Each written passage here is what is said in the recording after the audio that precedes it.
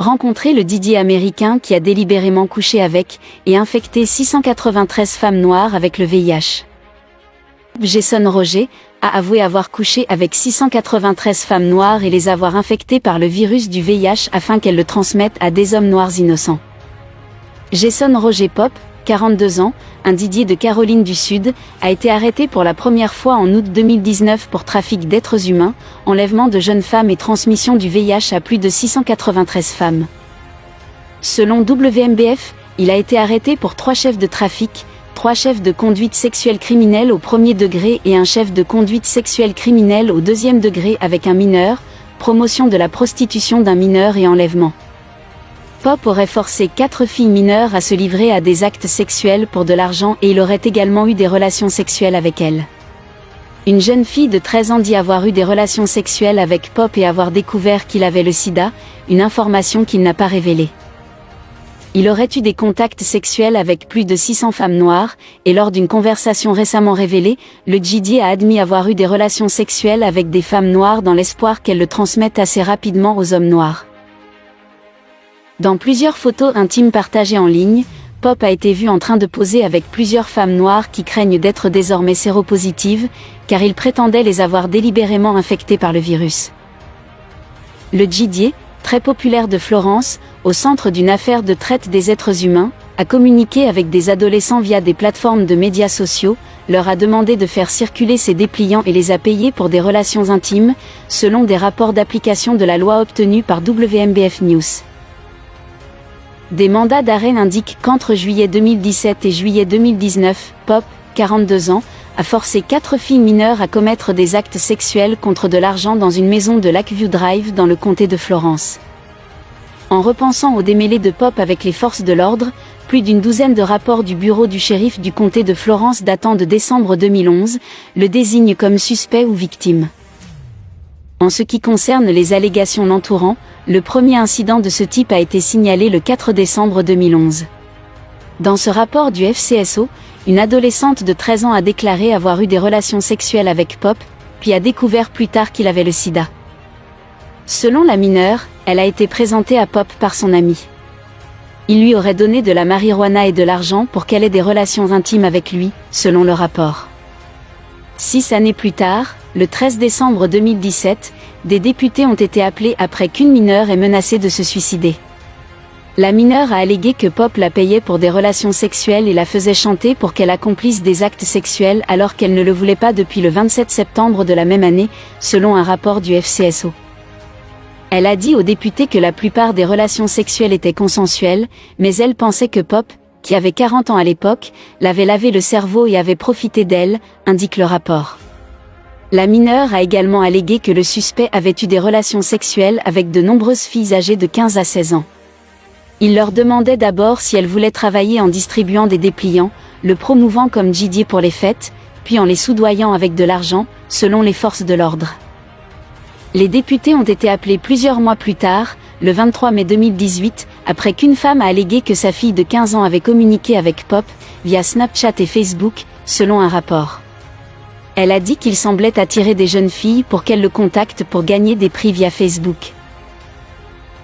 4 jours plus tard, les députés ont été contactés par un parent de Pop, qui leur a dit qu'il payait de jeunes femmes pour des relations intimes, puis en publiait sur les sites de médias sociaux, notamment Facebook et Snapchat, selon un rapport d'incident.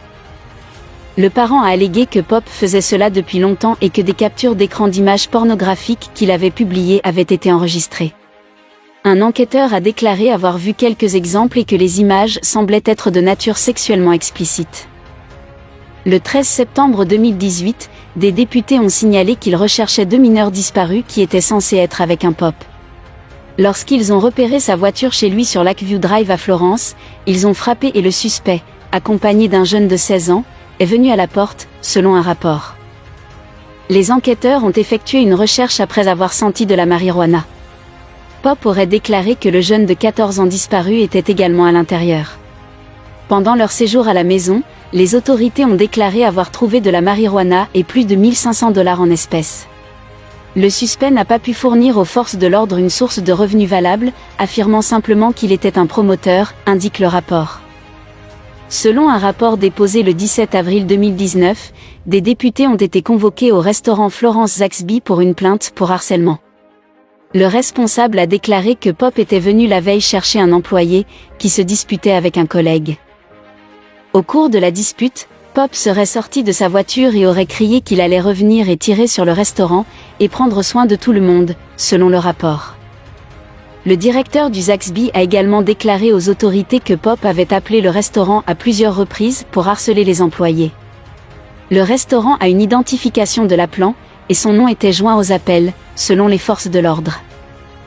D'autres rapports du FCSO citent Pop comme victime de 3 vols sur sa propriété.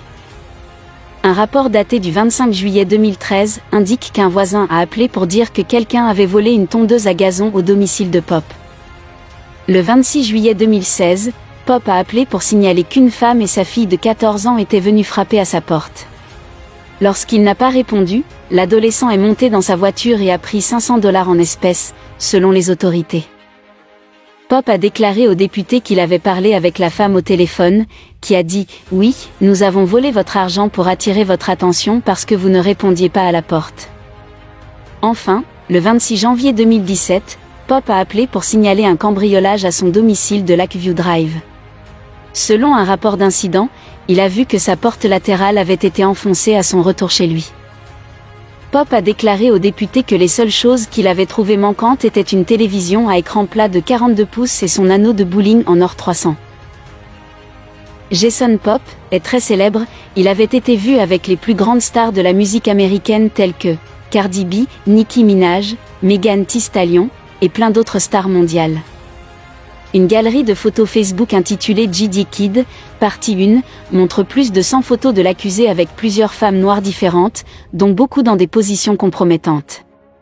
Jason Pop attrape plusieurs fesses de femmes, et une photo le montre en train d'attraper une femme par l'entrejambe, avec encore une autre femme allongée sur lui, seins nus.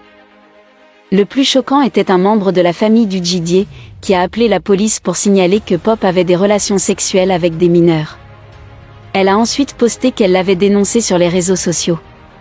Elle a dit au député que cela se produisait depuis longtemps mais que cela avait récemment empiré.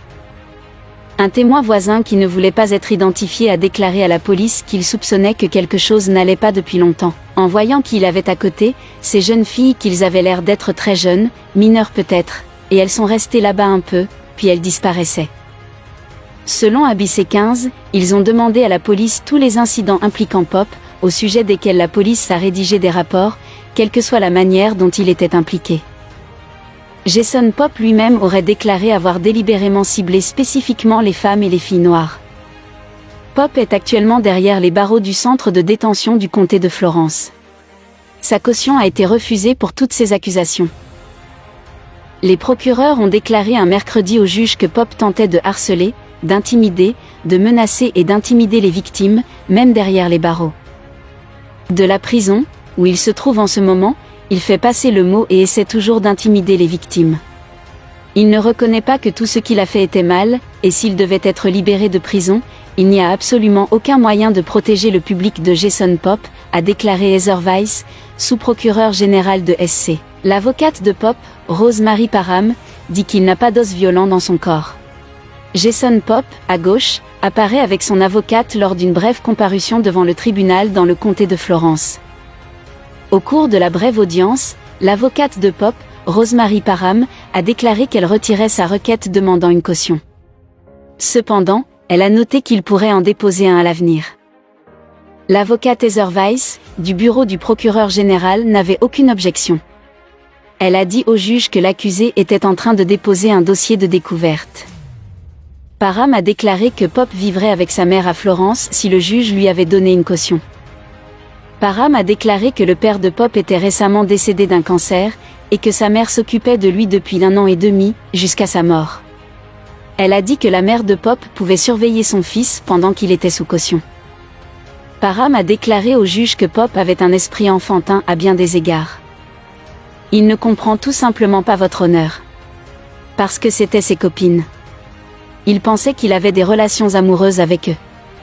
Il leur a acheté des cadeaux pour qu'ils aient eu des relations sexuelles consensuelles. Tous, dans ce cas, est une conduite sexuelle consensuelle. Maintenant, L'État allègue que certaines de ses filles étaient mineures. Ce que la défense dirait, c'est que chaque fille lui représente qu'elle était majeure. Et avait une relation avec lui, et acceptait des cadeaux de sa part, et tout ça. Il a la mentalité d'un adolescent. Il est au même niveau qu'eux. Vice a déclaré qu'une évaluation mentale de Pop a révélé qu'il était capable de subir son procès. Parham a déclaré au juge qu'elle essayait d'obtenir une évaluation privée ou indépendante de Pop. Vice a déclaré que lorsque la deuxième évaluation sera terminée, ils pourront aller de l'avant avec la fixation d'une date de procès pour Pop. Le juge Brown a donné à Parham jusqu'au 11 avril pour que l'évaluation soit effectuée. Brown a également déclaré qu'un éventuel procès pourrait également avoir lieu au printemps. Les mandats ont déclaré que Pop savait que certaines des victimes avaient moins de 18 ans, bien qu'il n'ait pas précisé si l'une des femmes retenues contre leur gré était mineure. Les accusations supplémentaires sont incluses dans l'incident et les rapports supplémentaires obtenus par le biais d'une demande de l'acte de liberté d'information. Lorsqu'on lui a demandé tous les incidents impliquant Pop au sujet desquels la police a rédigé des rapports, quelle que soit la manière dont il était impliqué, le bureau du shérif du comté de Florence a fourni 14 incidents allant de décembre 2011 à avril 2019. Pop a été répertorié comme sujet ou suspect dans 9 des incidents et comme plaignant ou victime dans 4. Il a été impliqué dans l'un d'eux en tant que tiers. Jason Roger Pop a également publié au hasard des photos des nombreuses femmes avec lesquelles il avait couché, et s'en est vanté sur les réseaux sociaux. Selon une capture d'écran Facebook, Pop se serait vanté une fois en affirmant « J'ai 36 ans avec 693 corps, et toutes sont des femmes noires ». Bien que Pop soit accusé de crimes graves, il serait prématuré de dire avec certitude qu'il a commis l'un d'entre eux. Il n'a pas encore plaidé coupable ni été reconnu coupable de quoi que ce soit et nous n'avons pas encore de date d'audience, a déclaré Robert Kittle, porte-parole du bureau du procureur général de Caroline du Sud, qui poursuit l'affaire. Le porte-parole du shérif du comté de Florence a refusé tout commentaire, notant que l'affaire fait toujours l'objet d'une enquête. Et si vous voulez voir plus d'images, en particulier ceux vraiment choquantes, faites juste une recherche sur Facebook, ou également Google. Vous serez vraiment sans voix. Qu'en pensez-vous de cette histoire? Laissez votre opinion en commentaire, et nous les lirons avec joie. Cette histoire est vraiment machiavélique.